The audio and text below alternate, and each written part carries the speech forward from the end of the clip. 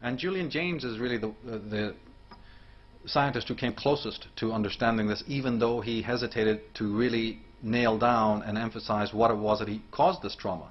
But he did understand that there was this bicameral period in human evolution. And Jack Barringer, who wrote the very good book Past Shock, he says that Jaynes claimed that this period, thousands of years ago, was a time of intense psychosis for the emerging human race. Terence McKenna speaks of Julian Jaynes and says that Jaynes has suggested that human consciousness has changed its character even in historical times. The ego as we know it was not really in existence, except under extreme stress. And then it presented itself almost as an exterior intrusion into consciousness, like the voice of a god. And I find this fascinating. The very fact that you could have a birth, that ego, we never even think in these terms. As I said, look at the broader picture. Don't in Egyptian art and in Vedic art we often see the young sun god rising from the waters as a young infant like Horus, or sitting in the horns of the bull, or in a posture of being born. You always have the hero being born. Merlin is born and handed over, Arthur is born, taken away from his parents as an infant and put into the custody of Merlin. You see, you have all of these anecdotes of the raising of the child. The future king starts off as an infant, a vulnerable infant. I think this is all metaphor for the consciousness itself, for ego consciousness itself. This is a very important part to look into. One can also liken this catastrophe and this loss of the ancestral consciousness to what Christians describe as Satan's fall. There's many parallels, right down to the very symbolism it's used. That the fall from grace, the great falling off, could be this division. Because at one time we were plugged into the matrix. Our mind was nature, and nature was our mind. We had this absolute unison. And then if that got broken or fragmented or destroyed, and maybe only a few poets and geniuses and artists, you see, musicians have it today, but the rest of us, it's blocked. It only comes in through dreams or visions or extraordinary experiences, or euphoric experiences. And we're all trying to seek for it again. We want that wholeness again. But then in come all the charlatans trying to sell it to you for a certain price. Look what we inherit when we're seeking avidly for that state of wholeness again. Look at all the charlatanism and the fakery that goes with that. It's a whole industry. Not to mention the whole life journey. In a recent interview I did on the Disciples of the Mysterium, I pointed this out, that philosophers have tried to point this out, that you have one small life to live, and yet theoretically infinite things to know. And yet we don't even have the hardwire to do it. Even our reason isn't up to the task. So on one hand you have mystics who say there's a state of all-knowingness and a state of all-symbiosis, and yet if you really think about it hard, how can it be done in, what, 30 years of really rational thought? Even if you have 70 summers, it's not very much to learn and know all there is to know. So we have a predicament there. Is knowing, all-knowing, is it possible in time? Is it possible using the reason and the mind? There's many philosophers like Osho and Krishnamurti who say no, it's not. There's many Taoists who say it's not. Now, coming more back to the point though, the word schizophrenia is interesting. It was used to be called dementia praecox. And then Eugene Bleuler came up with schizophrenia, and it simply means shattered mind, from the Greek schizo, to split or divide.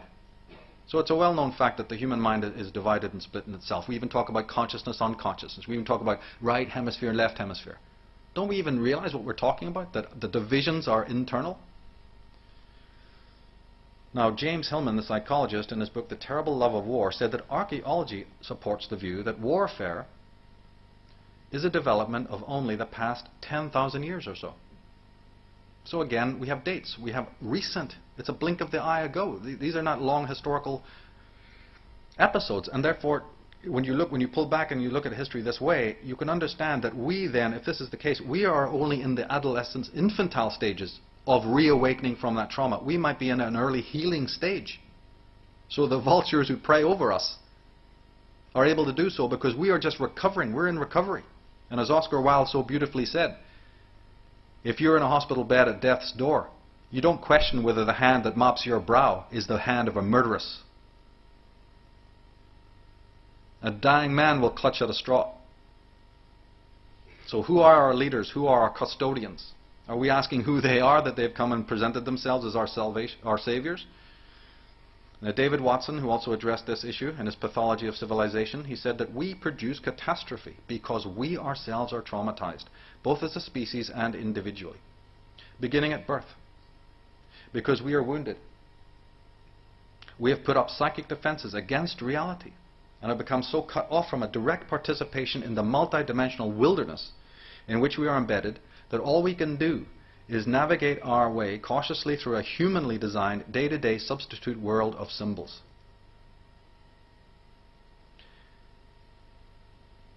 And then Jung says that consciousness is a very recent acquisition of nature, and it is still in an experimental state. It is frail, menaced by specific dangers and easily injured. As anthropologists have noted, one of the most common mental derangements that occur among primitive people is what they call the loss of a soul. So again, speaking about the fragility and the nascency of consciousness itself.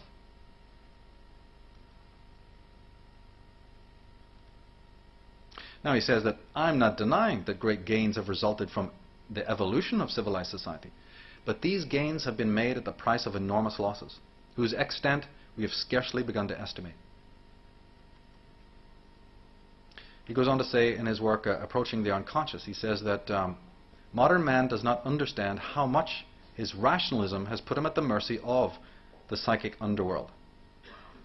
He has freed himself from superstition, or so he believes, but in the process he has lost his spiritual values to a positively dangerous degree. His moral and spiritual tradition has disintegrated, and he is now paying the price for this breakup in worldwide disorientation and disassociation. So in other words, the inner psyche models the world we live in. Trying to fix the outer world, as I've said so many times, by some sort of political shenanigans is only going to have topical remedies, topical consequences. Now, of course, some psychologists, some people have called them the anti-psychiatric class or school, such as R.D. Laing and Arno Gruen, are saying, look, actually it's not so much that man individually is neurotic or sick, it's his societies that are. And this is even very much in the neo-Freudians. Anna Freud, Sigmund Freud's daughter, went on to write a lot about this. And this has been toned down, especially in America. Americans don't want you to know about what Freud really said or about his descendants, and how they started to point very much to the way that societies are set up that then creates the neurotic individual. Another one from that school is R.D. Laing, who put it very succinctly. He said that insanity is a perfectly natural adjustment to a totally unnatural and negative environment. So it becomes a vicious circle, a feedback loop. Man, fallen man, inauthentic man, creates the societies that then work on the next generation, and so forth and so on.